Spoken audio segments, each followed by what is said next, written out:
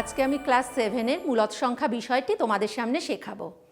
আচ্ছা, তোমরা বলো তো দেখি, সব সংখ্যাকে কি আমরা ভগ্নাংশ আকারে লিখতে পারি? ধরো আমি তোমাকে 2 সংখ্যাটি দিলাম, সেটাকে কি তোমরা ভগ্নাংশ আকারে লিখতে পারবে?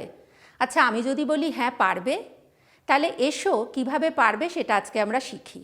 আজকে আমরা সংখ্যা পরিবারের একটা খুব মজাদার সদস্যের সাথে আলাপ করব।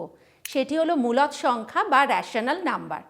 আচ্ছা, আমাদের তো সবার পরিচয়পত্র থাকে, যেমন প্রত্যেকের আধার কার্ড আছে, যাদের 18 বছর বয়সের উপরে তাদের ভোটার কার্ড আছে, সেরকম এই মূলদ সংখ্যাদেরও নিজস্ব পরিচয়পত্র আছে। এদেরকে আমরা P/Q এই ফর্মে লিখতে পারি, যেখানে মনে রাখতে হবে P আর Q হলো পূর্ণ সংখ্যা অর্থাৎ ইন্টিজার, এবং কিউকে কিন্তু কখনোই 0 হওয়া চলবে না।